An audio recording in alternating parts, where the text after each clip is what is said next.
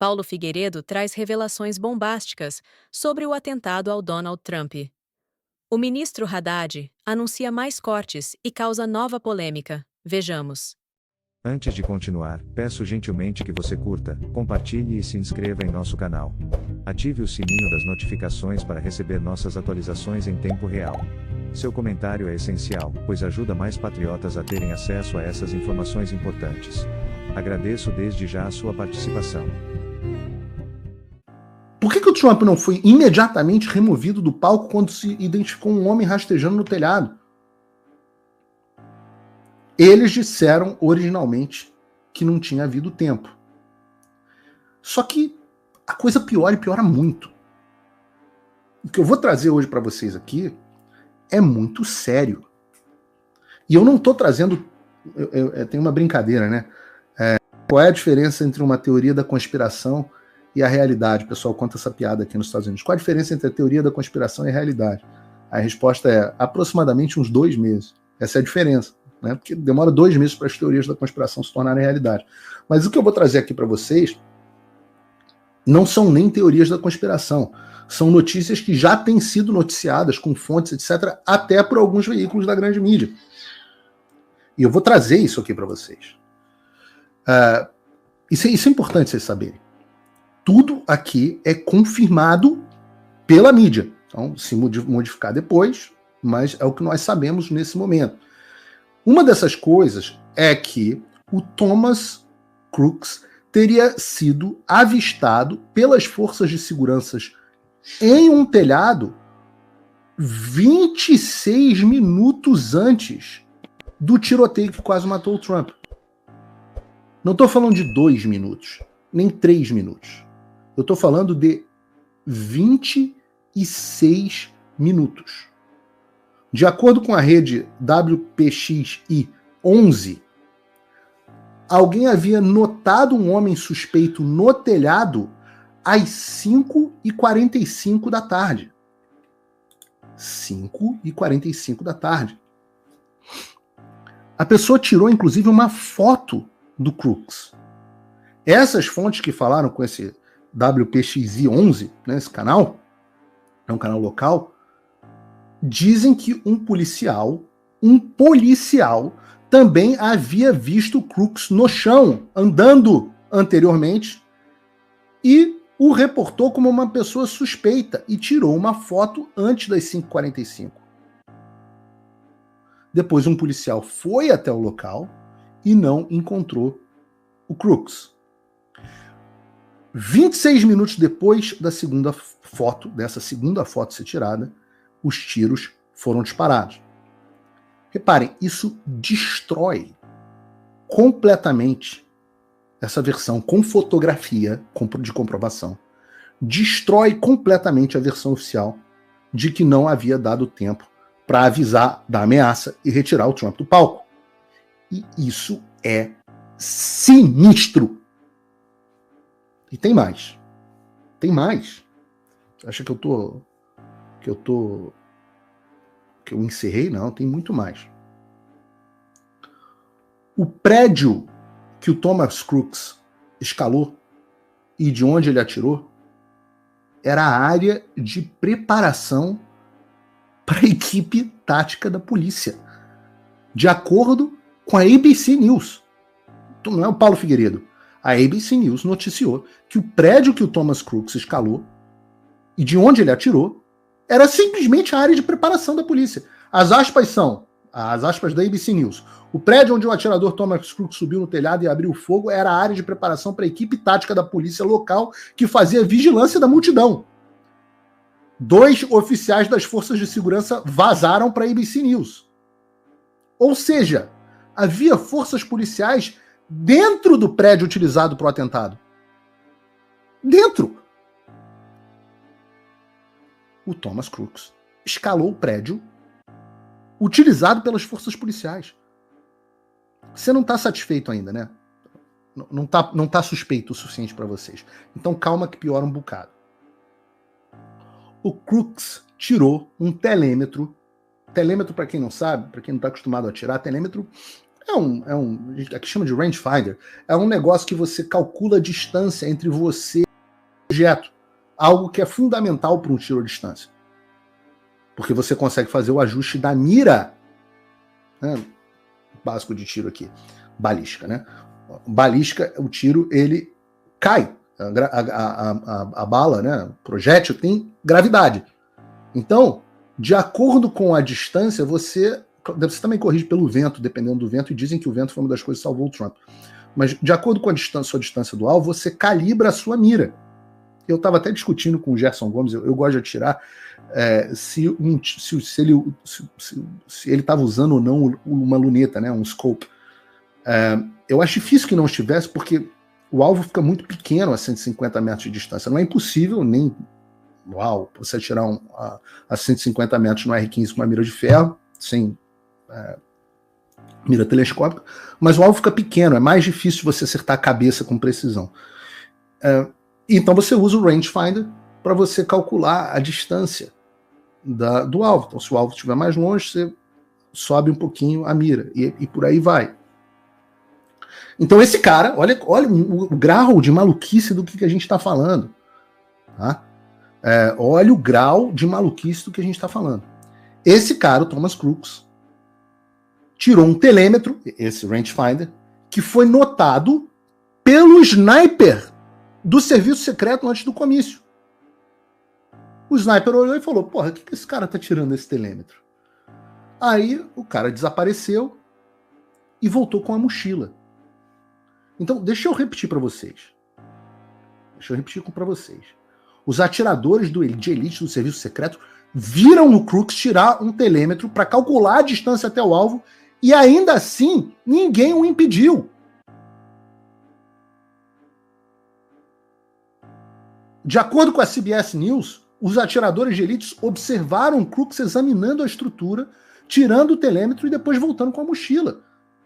A polícia local fica dizendo que o Crooks estava desaparecendo, que eles olhavam, ele estava de um lado, daqui a pouco estava do outro. Aspas da CBS News, outra rede grande americana. Um dos atiradores de elite dentro do prédio viu Thomas Matthew Crooks do lado de fora, olhando para o telhado, observando o edifício, diz a CBS. Aspas. Crooks voltou, sentou-se e olhou para o seu telefone. Neste momento, um dos atiradores de elite tirou uma foto dele. Crooks tirou um telêmetro e o atirador de elite informou ao posto de comando pelo rádio. Crooks desapareceu novamente e então voltou uma terceira vez com uma mochila. Os atiradores de elite informaram que ele tinha uma mochila e disseram que ele estava caminhando em direção aos fundos do edifício. E ninguém tirou o Donald Trump do palco.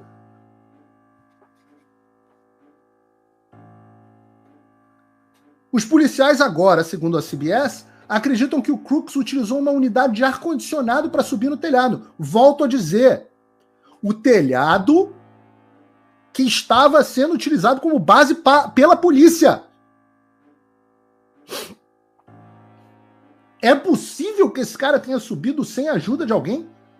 O ministro da Fazenda, Fernando Haddad, afirmou ontem que o governo fará contingenciamento e bloqueio de verbas no orçamento deste ano. Segundo Haddad, o relatório bimestral de receitas e despesas será publicado na próxima segunda-feira. Já o presidente Lula disse em entrevista à TV Record, na terça-feira, que ainda precisa ser convencido pela equipe econômica da real necessidade de se cortar gastos e avisou que não é obrigado a cumprir a meta fiscal. Veja, primeiro eu tenho que estar convencido se há necessidade ou não de cortar. Você sabe que eu tenho uma divergência histórica e uma divergência de conceito com o pessoal do mercado. É que nem tudo que eles tratam como gasto, eu trato como gasto. Você não é obrigado a estabelecer uma meta e cumpri-la se você tiver coisas mais importantes para fazer. Esse país é muito grande. Esse país é muito poderoso. O que é pequeno é a cabeça dos dirigentes desse país e a cabeça de alguns especuladores. Porque esse país não tem nenhum problema se é déficit 0, se é déficit 0,1, se é déficit 0,2. Não tem nenhum problema para o país.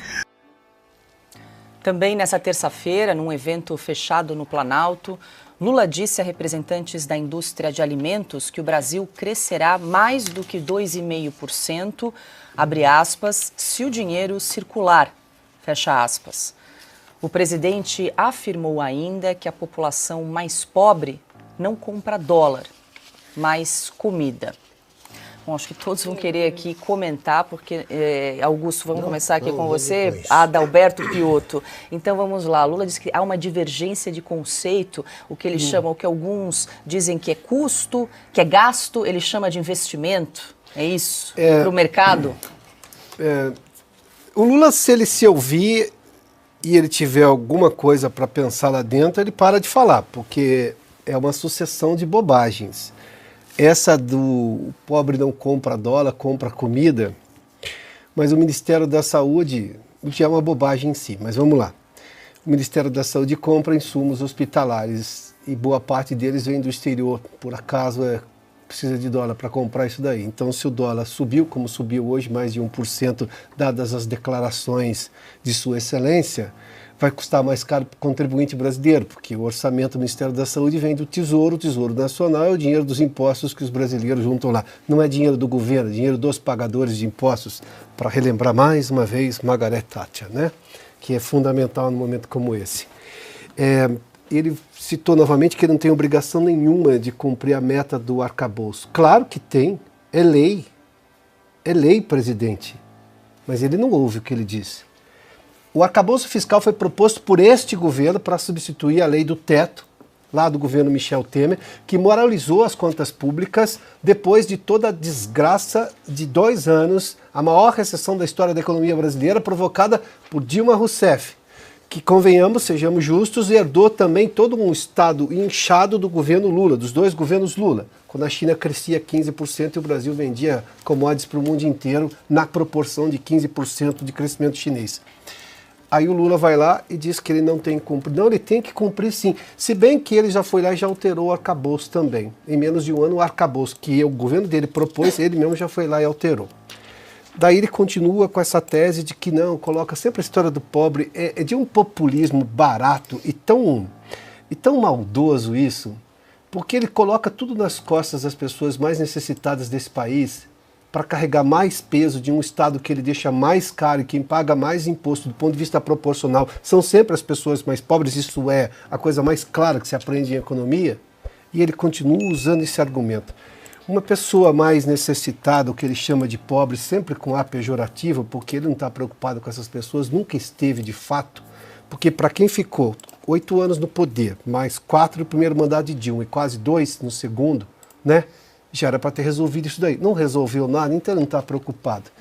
Eu vou só terminar com esse aspecto. Aliás, eu estou escrevendo um artigo sobre esse assunto na revista essa semana. Tudo que a equipe econômica do governo Lula, chefiada pelo ministro Haddad, modestamente tenta recuperar um pouco de credibilidade fiscal, apesar de não ter amor próprio, porque é desmentida e desmoralizada pelo presidente e o chefe com muita frequência, o Lula vai lá e derruba. Na segunda-feira, o ministro, eu disse aqui ontem, o ministro das Relações Institucionais falou: precisamos aumentar a CSLL, a contribuição social sobre o lucro líquido, para, digamos, compensar a desoneração. Na terça-feira, aí o ministro Haddad, não, porque estamos, como a gente já anunciou, estamos preocupados em cortar gastos, enfim, fazer contingenciamentos. Na terça ele dá uma entrevista para a TV Record e diz assim: não estou convencido ainda de que é preciso economizar. E outra, gasto é gasto, não tem outro nome. Se você investiu, se você gastou para pagar gastos correntes, não importa, é gasto, sai do tesouro como gasto, com um sinal negativo. E o que entra é positivo. O problema é que ele não está fazendo nada para a economia adicionar mais positivos no tesouro, ou seja, mais arrecadação, é arrecadação saudável, não com aumento de imposto. Porque a economia cresce, bom, aí arrecada mais. Pois é, Carlos Cauti, o mercado trabalha com expectativa, né? Cada fala aí do presidente Lula, ele que agora tem feito uma série de entrevistas aí para rádios menores, agora essa da TV Record, e obviamente a bolsa despenca, dólar dispara, desregula o mercado, enfim. O que fazer diante dessa situação, hein, Carlos Cauti? Eu sempre digo para todo mundo, compre dólares, né? Porque é a coisa mais fácil do mundo que podemos fazer, porque todo mundo pode se precaver de um presidente que evidentemente está divorciado da realidade, né? Porque uma entrevista dessa é um passeio cair no delírio. Lula falar que não está convencido que tem que cortar gastos. Não, assim, não estou convencido na força de gravidade, não está convencido que boi não voa, não está convencido que não se bate mulher, mesmo que for corintiano, não está convencido que violar lei é crime, né? Porque está na lei. Isso, evidentemente não, porque a lei não vale para eles, né? A lei só vale para os outros, para eles roubar não é penalmente perseguível. Então, evidentemente, assim, existe uma realidade, né, Paulo, que a um certo ponto bate na porta e a bolsa caiu, o dólar hoje, estava dando uma olhada aqui no fechamento do dólar, subiu forte, fechou a 5,48 após essas falas do Lula, porque a entrevista foi ao ar ontem, depois do fechamento da bolsa. Ou seja, a realidade que tem esse viés neoliberal, né? A realidade sempre tem esse bias neoliberal, a certo ponto bate na porta, ela vai bater, depois ela, se não abrir a porta, ela vai dar chute, depois ela vai dar cabeçada, e depois o dólar chega a 6, a bolsa cai, e os investidores estrangeiros tiram 40 bilhões de reais da Bolsa de Valores de São Paulo. E a culpa vai ser dos, como disse o Lula, dos loiros de olho azul que ficam em Wall Street, porque a culpa não são das baboseiras que ele fala, mas sempre dos outros. Então, assim, no Brasil do Lula, dizer que o sol nasce a Oriente, que nasce no Leste, é ser perigoso golpista, ou golpista, né, como falam na emissora lá da Rede Globo, né? Augusto. Olha só, o Lula nunca foi à escola. Ele não entende de geografia, história, matemática, tal. Ele vai entender de economia. Ele também é, desde sempre, desde que ele conheceu a vida de rico, ele se transformou num gatuno. Ele é ladrão. Ele foi condenado por corrupção passiva e lavagem de dinheiro por 9 juízes em 3 instâncias. Você acha que ele se arrepende disso? Ele é um ladrão convencido de que está tudo bem. Não perde 5 minutos pensando nisso. Tá tudo bem, pega o dinheiro e vive a vida que vale a pena. Isso há quanto tempo? Pelo menos desde 2002. São 22 anos. Você acha que ele vai mudar? Agora, eu acho muito estranho o pessoal que o segue. Muito estranho, porque é o comportamento de seita. Então você tem de acreditar em certos dogmas, mistérios, etc. Então, para poder dizer, ele é bom para o Brasil. A maioria pensa como ele, é uma quadrilha. É uma quadrilha. Ele dá ordens porque ele tem competência para isso relativa, porque eles não sabem montar álibis. Ele é um competente chefe de quadrilha. Eles voltaram à cena do crime, como previu o vice-presidente Alckmin, mesmo. Isso é tudo realidade que eu estou contando. Isso sai, por acaso, da imprensa velha? Não. Os que roubam em tudo, como você lembrou, Cláudio, os que roubam em tudo nos acusam de criminosos. É um comportamento delirante. O sujeito que acredita no Lula, que segue, eu repito, sou filho de político, meu pai era um político carismático. Jamais ele teve uma ascendência parecida de longe com a que tem o Lula sobre os chamados lulistas. Então também é uma espécie de doença. Não é um fenômeno político. É um delírio coletivo. Agora você pega, por exemplo, o Hitler, ele tinha um rumo. O Lula nem isso. O Hitler queria eliminar todos os judeus. O Lula, ele vai revelando essas coisas em pílulas diárias. Só o cego, por vocação, por opção pessoal, não enxerga um negócio desse. Isso é o Lula. Tem alguma coisa que ele podia fazer de diferente? Ele surpreendeu alguém aqui? Ele surpreende quando fala agora, cortar gastos? Ele só corta o S do plural e o R do verbo do infinitivo, só. Preciso ser convencido. Como? Só troca ideias com a Janja. Vamos viajar, vamos. Ele vai perguntar quanto custa. Então, o Lula não rouba mais, porque agora, em vez de lidar com as grandes empreiteiras que eles estão abastecendo para roubar daqui a pouco. Ele tem que roubar usando uma casa que vende queijo. É duro, porque ele já lidou com, não é, a quantia mais sofisticado. O que se pagou a casa de queijo era troco. Né? No Petrolão não era nem troco, o sujeito se ofenderia com a propina dessas. Casa de queijo é o 1% para mim, lá do amigo do Dirceu naquela gravação. Portanto, estamos sob um governo protegidos por quem deveria cuidar da lei. Que tal?